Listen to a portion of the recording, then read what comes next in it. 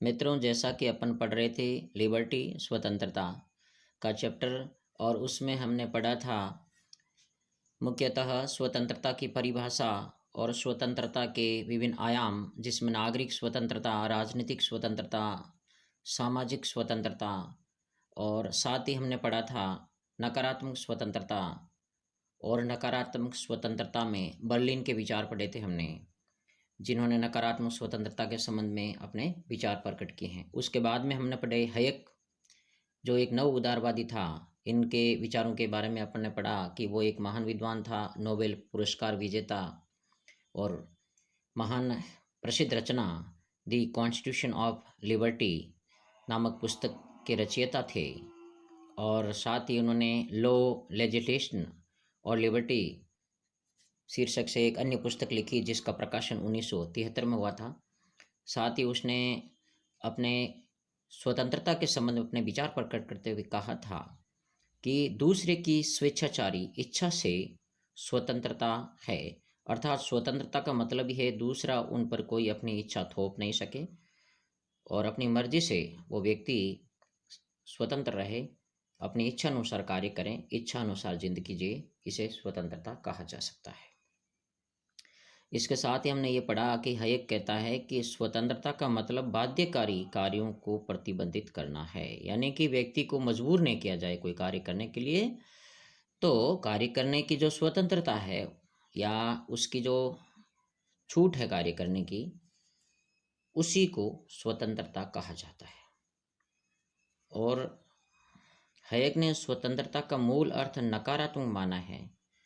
व्यक्तिगत स्वतंत्रता, स्वतंत्रता के संबंध में कुछ उन्होंने रूप बताए हैं, लेकिन नकारात्मक स्वतंत्रता का मतलब अबाध और स्वच्छंदता या बहुत अधिक स्वतंत्रता, असीमित स्वतंत्रता से अभिप्राय लिया जा सकता है, जो एक सभ्य समाज में और मानव समाज में संभव नहीं है।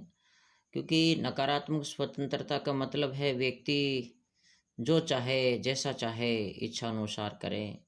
Right is might is right वाली स्थिति हो जाएगी, यानी कि शक्तिशाली का हित सुरक्षित रहेगा और कमज़ोर लोग उनकी दया पर निर्भर रहेंगे।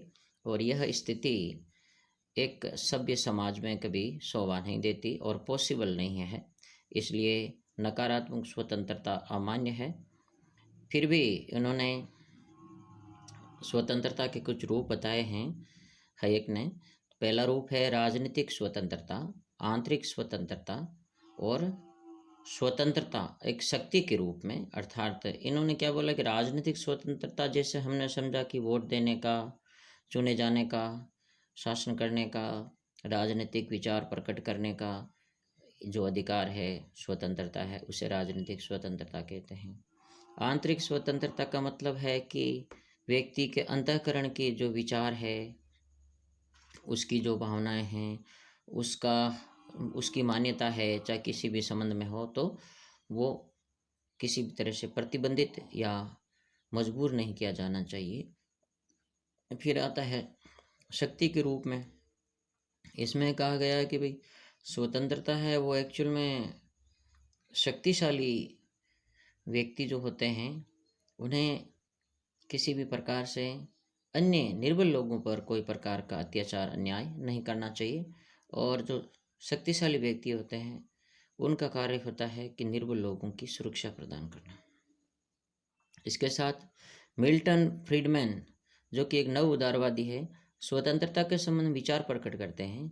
मिल्टन फ्रीडमैन ने अपनी एक महत्वपूर्ण पुस्तिका लिखी, जिसका नाम है कैपिटलिज्म एंड फ्रीडम, यानी कि पूंजीवाद और स्वतंत्रता, जिसका प्रकाशन 1962 में हुआ था। नकारात्मक स्वतंत्रता की संकल्पना का इसका प्रतिपादन किया गया था। और इसमें मुख्यतः जो भी विचार लिखे हैं वो नकारात्मक स्वतंत्रता से संबंधित है। स्वतंत्रता का अभिप्राय एक व्यक्ति पर उसके सहयोगी व्यक्ति के द्वारा बाध्यता या बल प्रयोग का अभाव है। वो कहते हैं एक व्यक्ति दूसरे व्यक्ति को मजबूर नहीं करें, किसी काम करने के लिए बाध्य नहीं करें, यानी कि प्रत्येक व्यक्ति अपने अपने कर्तव्यों का पालन करते हुए अपने दायरे में रहें और दूसरों पर अपनी इच्छा थोपे नहीं या अपना हित साधन करने के लिए उनका एक साधन के रूप में प्रयोग नहीं करे। और उसके बाद में J.S. मिल या जॉन स्टुअर्ट मिल ने स्वतंत्रता संबंधी जो विचार प्रकट किए हैं उनमें वो लिखते हैं कि वो कहता है कि विचार अभिव्यक्ति एवं भाषण की पूर्ण स्वतंत्रता ही स्वतंत्रता है, यानी कि एक्सप्रेशन की और स्पीच की जो फ्रीडम या लिबर्टी है वो ही स्वतंत्रता है। व्यक्ति को अपने विचार अभिव्यक्त करने की, अपनी भावनाएं प्रकट करने की, भाषण देने की, किसी व्यवस्था के संबंध में अपने सकारात्मक नकारात्मक जो भी दृष्टिकोण होता है उसको प्रकट करने की स्वतंत्रता होनी चाहिए। साथ ही वो बताता है जयस मिल की प्रत्येक प्रकार का प्रतिबंध बुरा है। Every type of restriction is bad और harmful, is not satisfactory any restriction on liberty। तो वो ये कहते हैं कि कोई भी प्रकार का प्रतिबंध नहीं होना चाहिए। अब ये देखें हम तो प्रतिबंध तो समाज में कुछ न कुछ तो होंगे ही, क्योंकि अनुचित के स्थान पर उचित कार्य करने की स्वतंत्रता ही सकारात्मक स्वतंत्रता है। तो नकारात्मक स्वतंत्रता में तो कोई प्रतिबंध या बंधन नहीं होते हैं। सकारात्मक स्वतंत्रता में तो निश्चित रूप से कुछ प्रतिबंध होंगे, क्योंकि स्वतंत्रता का अबाध रूप से प्रयोग कराने के लिए समाज में कुछ प्रतिबंध लगाए जाना अपेक्षित है। बिना प्रतिबंधों के या प्रतिबंधनों के समाज में स्वतंत्रता का पालन कराया जाना मुश्किल काम होता है। इसके साथ ही जयस मिल स्वतंत्रता के संबंध में कुछ अन्य विचार भी प्रकट करते हैं और वो अपने विचार प्रकट करते हुए बताते हैं कि स्वतंत्रता यहाँ तक कि सीमित नहीं है, बल्कि स्वतंत्रता विस्तृत अर्थ में हम देखें तो व्यक्ति अपने शरीर और मन का स्वामी है। वो ये कहते हैं कि व्यक्ति जो है वो अपने मन और शरीर का स्वामी है, कि दूसरे व्यक्ति के द्वारा उसके मन और शरीर पर किसी प्रकार का नियंत्रण करके उसका शोषण नहीं किया जाना चाहिए और न ही उसे किसी ऐसे कार्य करने के लिए बाध्य किया जाना चाहिए जो उसकी इच्छा और उसके हित के प्रतिकूल हो। फिर कहता है मिल, स्वतंत्रता को सीमित करने वाला सबसे बड़ा माध्यम बहुमत समाज है, राज्य या सरकार नहीं है। वो ये कहते हैं कि जो अपन देखते हैं बहुमत का शासन, तो वहाँ पे क्या है कि बहुमत का शासन या जो बहुमत होते हैं, कई बार सही व्यक्ति होता है, उनके विचारों को बहुमत के द्वारा दबा दिया जाता है, उसकी स्वतंत्रता को सीमित या समाप्त कर दिया जाता है। और ये बहुमत ही स्वतंत्रता के अंदर व्यवधान है। राज्य या सरकार इस मामले में वो प्रतिबंध नहीं लगाती है या बंधन या व्यवधान नहीं पैदा करती है। मिल आगे कहता है कि स्वतंत्रता व्यक्ति के विकास के लिए बहुत जरूरी है, यानी वो कहते हैं कि freedom is must for development of a person, without freedom a person can't get allrounder development. बिल्कुल सही है ये बात तो, कि एक व्यक्ति की जो प्रतिभा होती है, सृजनात्मक शक्ति होती है, उसकी इच्छाएं होती है, उसके अंदर कुछ प्रतिभाएं होती है, वो यदि बंदिश में रहता है, गुलाम रहता है, या वो एक तरह से उसका विचार ओपन नहीं होने देते हैं, तो उसकी जो प्रतिभाएं होती है वो दब जाती है, वो कुंठित हो जाता है और मानसिक विकास अच्छे से नहीं हो पाता है, जिससे समाज को जो एक प्रतिभा से फायदा होने वाला होता है, वो समाज उस प्रतिभा के जो गुण होते हैं, उस प्रतिभा की सृजनात्मक शक्ति होती है, उससे वंचित हो जाता है। इसलिए राज्य को स्वतंत्रता पर प्रतिबंध नहीं लगाना चाहिए। साथ ही जो व्यक्ति को अभिव्यक्ति की स्वतंत्रता है और उसके विकास के लिए जो आवश्यक परिस्थितियां हैं उनको प्रतिबंधित नहीं किया जाना चाहिए। और ये बात सत्य भी है, आज के परिप्रेक्ष्य में भी और आने वाले परिप्रेक्ष्य में भी सही है कि एक व्यक्ति जो स्वतंत्र होता है और उसके लिए सारे वातावरण स्वतंत्रता का वातावरण या पॉजिटिव एनवायरनमेंट होता है, तो उसकी जो सोचने की क्षमता है, कल्पना की शक्ति है, सृजनात्मक जो शक्ति है, बौद्धिक विकास है, वो ज़्यादा अच्छे से और स्मूथली होता है। इसलिए जे.एस. मिल के विचार काफ़ी महत्वपूर्ण आज के परिप्रेक्ष्य में भी है। फिर स्वतंत्रता के संबंध में हर्बर्ट स्पेंसर, जो एक बहुत बड़े आदर्शवादी विचारक हुए हैं और साव्य सिद्धांत के भी महत्वपूर्ण सपोर्टर, जो स्पेंसर कहते हैं, वो स्वतंत्रता के संबंध में स्पेंसर स्वतंत्रता के नकारात्मक सिद्धांत के सबसे प्रबल समर्थक और दावेदार हैं तथा राज्य को स्वतंत्रता का विरोधी मानते हैं। वो कहते हैं कि राज्य एक बुराई है जो कि व्यक्ति की स्वतंत्रता में व्यवधान पैदा करता है। आपको पता होगा महात्मा गांधी भी राज्य को एक आवश्यक बुराई मानते हैं। आवश्यक तो होते हैं क्योंकि राज्य एक पुलिस राज्य की भूमिका में ही होना चाहिए, इसलिए जरूरी है शांति व्यवस्था और सुरक्षा के लिए, लेकिन व्यक्ति की स्वतंत्रता में व्यवधान पैदा करता है, इसलिए एक बुराई है।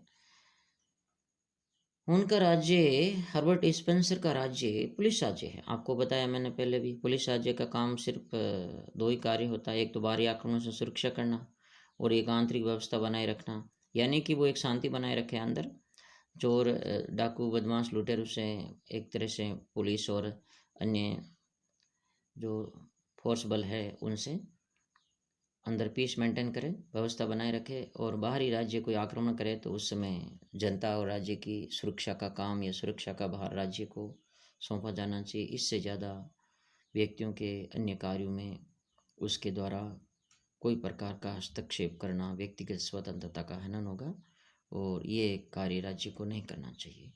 क्या सही है व्यक्ति के बारे में, क्या हित में है, क्या अहित में है, व्यक्ति बहुत समझदार और पर्याप्त निर्णयकर्ता होता है। इसलिए राज्य को इस मामले में उसकी भलाई के नाम पर व्यक्ति की स्वतंत्रता को नहीं छीनना चाहिए। यह है आपके हर्बर्ट स्पेंसर का विचार। एडम स्मिथ और डेविड रिकार्डो, देखो हम जितने भी ये देख रहे हैं सकारात्मक और नकारात्मक स्वतंत्रता से संबंधित विचारक, नकारात्मक स्वतंत्रता वाले विचारक हैं, उनका एक दृष्टिकोण या झुकाव है वो पूंजीवादी राज्य की तरफ है, कैपिटलिज्म की ओर है, क्योंकि ये प्राइवेटाइजेशन को बढ़ावा देना चाहते हैं और राज्य को कुछ एक अनिवार्य कार्यों तक इनकी भूमिका सीमित करना चाहते हैं। इसी प्रकार एडम स्मिथ और डेविड रिकार्डो जो है स्वतंत्रता के संबंध में अपने विचार प्रकट करते हैं। एडम स्मिथ और डेविड रिकार्डो आर्थिक क्षेत्र में यथेच्छाचारी यानी यथे इच्छाचारी यानी जैसा चाहे इस प्रकार की इच्छाधारी सिद्धांत का समर्थन करते हैं। वे भूमि, श्रम और पूंजी पर निजी स्वामित्व चाहते हैं तथा राज्य के द्वारा आर्थिक क्रियाओं के परिचालन या संचालन में किसी प्रकार के हस्तक्षेप का विरोध करते हैं। अब देखिए, मैंने आपको पहले ही बताया कि नकारात्मक स्वतंत्रता के समर्थक जितने भी विद्वान हैं ये एक पूंजीवादी राज्य को सपोर्ट करते हैं। पूंजीवादी राज्य जहाँ पर उद्योगपतियों और बड़े बड़े जो पूंजीपति होते हैं उनका हित साधन होता है, और एक समाजवादी राज्य जहाँ पर आर्थिक समानता स्थापित करने का प्रयास किया जाता है। तो जब ये नकारात्मक स्वतंत्रता को बढ़ावा देते हैं तो इससे आर्थिक विषमता बढ़ने की संभावनाएं ज़्यादा रहती है। इसलिए जो बाकी विचारक जो सकारात्मक स्वतंत्रता वाले हैं वो राज्य की भूमिका को बढ़ाना चाहते हैं कि राज्य को वो सारे कार्य करना चाहिए जो करे जाने अपेक्षित है और व्यक्ति के कल्याण और एक समाजवादी और कल्याणकारी लोक कल्याणकारी राज्य की स्थापना के लिए जरूरी है। और लोक कल्याणकारी राज्य की भूमिका तो ज़्यादा से ज़्यादा होती है, वहाँ ब्यूरोक्रेसी की भूमिका होती है, जबकि पूंजीवादी ब्यूरोक्रेसी और नौकरशाह की भूमिका और राज्य की भूमिका को सीमित करना चाहते हैं। नेक्स्ट है सकारात्मक स्वतंत्रता। जैसा हम देख रहे हैं कि नकारात्मक स्वतंत्रता के संबंध में इन विचारकों ने अपने अपने विचार प्रकट किए हैं और ये राज्य को बहुत कम अधिकार देना चाहते हैं। और सकारात्मक स्वतंत्रता के समर्थक वो ये चाहते हैं कि राज्य को ज़्यादा से ज़्यादा कार्य करना चाहिए, क्योंकि राज्य समानता स्थापित करेगा, न्याय स्थापित करेगा, लोक कल्याण के कार्य करेगा। इससे जनता सुखी, समृद्ध और स्वतंत्र होगी, स्वतंत्रता बढ़ेगी। और शक्तिशाली जो लोग, कुछ लोग जो तेज तर्रार शक्तिशाली होते हैं वो धनिक और धनिक होते जाएंगे, गरीब और गरीब होते जाएंगे। इससे शोषक और शोषित की स्थिति बनेगी और राज्य में अराजकता बढ़ेगी, अशांति बढ़ेगी, राज्य की सुरक्षा को खतरा होगा। इससे लोगों के अधिकारों का जो कमज़ोर और पिछड़े और जो निम्न आर्थिक स्थिति वाले होंगे उनका पूंजीपतियों के द्वारा शोषण होगा। तो इस स्थिति से निपटने के लिए या इस स्थिति से बचने के लिए सकारात्मक स्वतंत्रता के समर्थक विचारक जिनमें Rousseau, Kant, Hegel, Green, Bosanquet, Barker, Laski, Leo Strauss, Macpherson आदि हैं जो कि सकारात्मक स्वतंत्रता का प्रबल समर्थन करते हैं। और इनमें रूसो कहता है, वो आपको पता भी होगा कि रूसो एक बड़ा क्रांतिकारी थे और उन्होंने कहा था कि दुनिया के मजदूरों तुम एक हो जाओ, तुम्हारे पास खोने को कुछ नहीं है और पाने को सारी दुनिया पड़ी है। अगर खोने को कुछ है तो वो तुम्हारी गुलामी की जंजीरें हैं, क्योंकि पूंजीपतियों ने तुम्हारे सारे हित, तुम्हारी सारी मेहनत की कमाई दबा रखी है और तुम लोग उनके खिलाफ क्रांति करोगे तो स्वतः तुम्हें अधिकार मिल जाएगा और सर्वहारा वर्ग का राज्य स्थापित होगा। तब सभी के समान अधिकार होंगे और सभी सुखी होंगे। कोई प्रकार का आर्थिक और राजनीतिक विभेद नहीं होगा, सबको समान अधिकार मिलेगा। जो जितनी आवश्यकता है उसके अनुसार रखेगा और शक्ति के अनुसार कमाएगा, तो कोई शोषक और शोषित की स्थिति नहीं होगी। ये महान विचारक रूसो के विचार थे और उन्होंने ये कहा भी था उन्होंने कि अपनी तात्विक इच्छा यानी कि रियल विल के अनुसार कार्य करना ही स्वतंत्रता है। देखो, एक तो रियल विल होती है, एक अपन कहते हैं कि आइडियल विल होती है। रियल विल में क्या है, जो हम चाहते हैं हमारी तत्कालीन इच्छा होती है, फिर हम दोबारा ही सोचते हैं। एक बार हम सोचते हैं कि मैं ये काम कर लूँ, फिर हम समाज का सोचते हैं, परिवार का सोचते हैं या और अन्य सामाजिक कर्तव्यों को, फर्ज को जब सोचते हैं तो हम अपनी रियल विल का त्याग करते हैं, नियंत्रण करते हैं और सबके हित में सोच करके अपने आप को अनुशासित और नियंत्रित करने का प्रयास करते हैं। जबकि रूसो कहता है अपनी जो तात्विक इच्छा या रियल विल है उसके अनुसार कार्य करना ही स्वतंत्रता है। हेराल्ड जोसेफ लास्की के अनुसार स्वतंत्रता के प्रकार 3 बताए इन्होंने। इन्होंने कहा, एक तो व्यक्तिगत स्वतंत्रता यानी कि इंडिविजुअल फ्रीडम, जिसके अंदर व्यक्ति क्या करे, क्या खाएं, क्या पिए, किस तरह से जिए रहें, और इस प्रकार की स्वतंत्रता व्यक्तिगत या इंडिविजुअल फ्रीडम होती है। फिर राजनीतिक या पॉलिटिकल फ्रीडम कि व्यक्ति को वोट देने का अधिकार है, राजनीतिक कार्यों में, सभाओं में और जो एक्टिविटीज़ है उनमें इन्वॉल्व होने का, साथ ही शासक बनने का भी उसे अधिकार होना चाहिए, वो राजनीतिक स्वतंत्रता कहलाती है।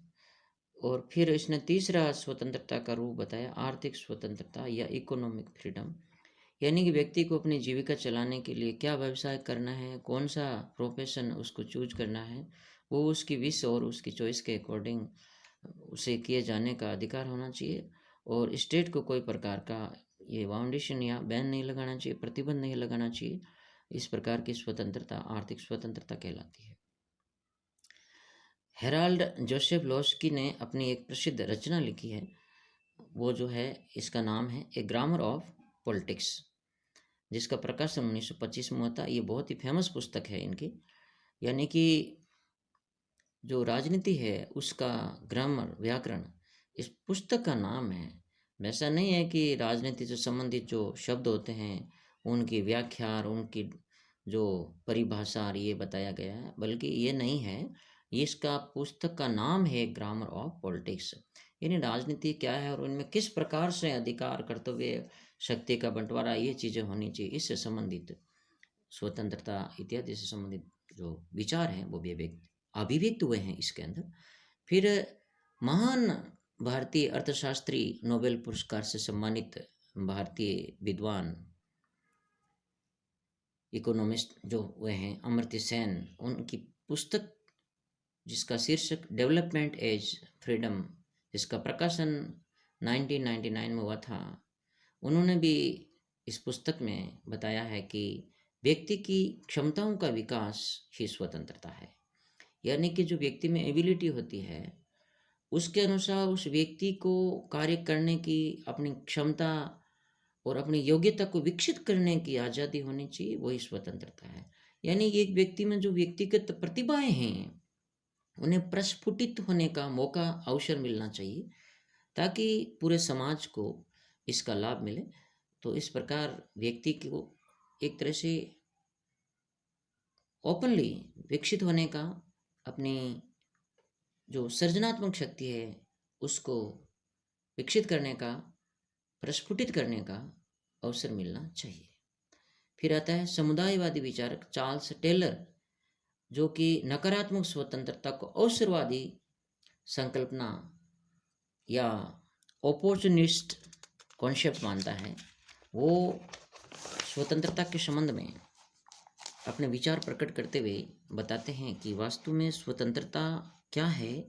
इसके संबंध में हालांकि स्वतंत्रता के संबंध में बहुत सारी अलग अलग विचारधाराओं से ऐसा लगता है कि सही स्वतंत्रता क्या है, फिर भी वो ये कहते हैं कि सकारात्मक स्वतंत्रता अभ्यास की संकल्पना है। यानी कि एक तरह से सकारात्मक स्वतंत्रता जब समाज के अंदर लोग लंबे समय से अपने मूल्यों का पालन करते हुए अपने कार्य और अपनी भूमिका को समझ जाते हैं और एक दूसरे के कार्यों में हस्तक्षेप नहीं करते हैं, तो उसी को स्वतंत्रता कहा जा सकता है। मैकफर्सन कहता है कि स्वतंत्रता एक रचनात्मक या क्रिएटिव फ्रीडम है। रचनात्मक का वही मतलब हुआ है सकारात्मक, यानी कि व्यक्ति को अपने प्रतिभा का विकसित करने और उसको निखारने का अवसर मिलना चाहिए। रूसो, हिगल और ग्रीन के विचारों में भी सकारात्मक स्वतंत्रता की संकल्पना विद्यमान है। अब देखो, रूसो, हिगल और ग्रीन जो महान विचारक हुए हैं वो भी सकारात्मक स्वतंत्रता की संकल्पना के समर्थक रहे हैं। नकारात्मक स्वतंत्रता होगी तो फिर समाज में अराजकता और स्वच्छंदता की स्थिति से विकास संभव नहीं हो पाएगा। इनके विचारों में सकारात्मक स्वतंत्रता का दार्शनिक या नैतिक अर्थ विद्यमान है। अब ये दर्शन या नैतिकता के आधार पे ये राज्य को अप्रत्यक्ष रूप से शक्ति भी ज़्यादा प्रदान कर देते हैं। हेगल कहता है कि राज्य की आज्ञा का पालन करना ही स्वतंत्रता। देखिए आ गई इस पे बात, यानी कि राज्य को ये लग तो ऐसा रहा है कि ये वास्तव में व्यक्ति को सारे अधिकार सौंप देना चाहते हैं और राज्य को अधिकार विहीन कर देना चाहते हैं, परंतु हकीकत यह है कि राज्य को बहुत ज़्यादा अधिकार देना चाहते हैं। वो कह रहे हैं कि राज्य की आज्ञा का पालन निर्बाध रूप से आंख मूंद के करना चाहिए, निर्बाध रूप से किया जाना चाहिए, और ये स्वतंत्रता है। ग्रीन कहता है कि स्वतंत्रता उन कार्यों को करने और भोगने का नाम है जो करने और भोगने के योग्य हो और जिसका समाज में अन्य व्यक्तियों के साथ साझा उपयोग किया जा सके। अब देखिए कौन से कार्य करने योग्य और भोगने योग्य हैं, इसका निर्धारण कौन करेगा? इसका निर्धारण राज्य करेगा। तो ऐसे में स्वतंत्रता है क्या एक्चुअल में?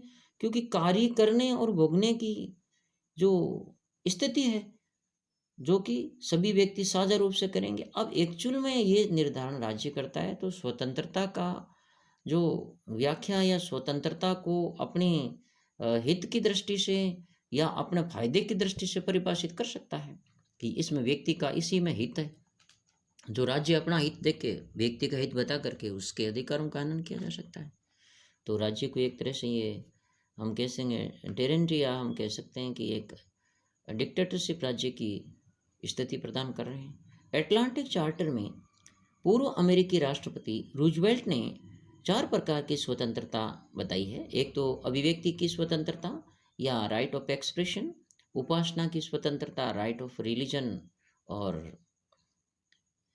डिवोटीज, उपासना की स्वतंत्रता और भय से स्वतंत्रता यानी कि फ्रीडम फ्रॉम फियर, यानी कि कोई प्रकार का भय नहीं होना चाहिए राज्य के अंदर। राज्य को इतनी सुरक्षा प्रदान करनी चाहिए नागरिकों को अबाध रूप से जो है भय रहित होकर के नागरिक जी सके और अपना विकास कर सके। साथ ही व्यक्ति की जो धार्मिक भावनाएं हैं उनमें व्यक्तिगत मामले समझ करके उसमें हस्तक्षेप नहीं किया जाना चाहिए, क्योंकि धर्म से संबंधित जो भावना होती है सबसे कोमल भावना होती है, उसको राज्य के द्वारा कोई प्रकार डिस्टर्ब नहीं किया जाना चाहिए। और अभिव्यक्ति की स्वतंत्रता से क्या होता है कि जो व्यक्ति की दबी हुई भावनाएं होती है वो बाहर आती है। दूसरी बात ये होता है कि जो राज्य की कमजोरियां सामने आती है तो राज्य अपने शासन में सुधार करने के लिए भी एक तरह का फीडबैक प्राप्त करता है, इसलिए अभिव्यक्ति की स्वतंत्रता भी उन्होंने सपोर्ट किया है। और साथ ही का अभाव की स्वतंत्रता, मतलब है अभाव की स्वतंत्रता, मतलब एक कोई प्रकार का राज्य के अंदर अभाव नहीं होना चाहिए किसी वस्तु का या किसी सुविधा का अभाव नहीं होना चाहिए। और जो अभाव हैं उन अभावों से निजात पाने के लिए, अभाव से मुक्ति के लिए राज्य के नागरिकों को कार्य करने का अधिकार या स्वतंत्रता होनी चाहिए। इसके साथ ही एक प्रसिद्ध अर्थशास्त्री जो पाकिस्तान से रहे हैं, महबूब अल हक ने संयुक्त राष्ट्र संघ की रिपोर्ट में मानव विकास के संकल्पना का निर्माण किया और मानवीय सुरक्षा की संकल्पना का विचार दिया। इनके अनुसार भी स्वतंत्रता सकारात्मक है। तो सकारात्मक स्वतंत्रता के संबंध में बड़ी लंबी लिस्ट है, बहुत से विद्वानों ने इसके संबंध में अपने विचार प्रकट किए हैं। फिर आता है स्वतंत्रता की इकहरी संकल्पना। अब देखिए, अपन ने सकारात्मक नकारात्मक दोनों ही प्रकार की स्वतंत्रता के बारे में अध्ययन किया। बड़े बड़े विद्वानों ने अपने विचार अभिव्यक्त किए, कईयों ने पक्ष में विपक्ष में दोनों ने, कईयों ने जो है एक तरह से संतुलित विचार भी दिए हैं। लेकिन अब हम स्वतंत्रता की इकहरी संकल्पना को पढ़ें तो रॉल्स और मैकलोवेन जैसे विचारकों ने स्वतंत्रता के नकारात्मक सकारात्मक विभाजन को अस्वीकार कर दिया। उन्होंने कहा कि देखिए, नकारात्मक सकारात्मक स्वतंत्रता नाम की कोई चीज़ नहीं होती है।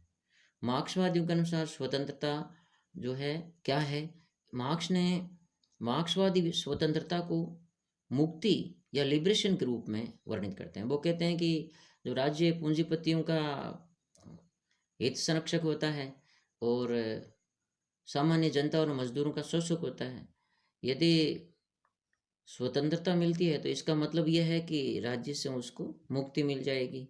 मार्क्स कहता है स्वतंत्रता का अभिप्राय विशेषताओं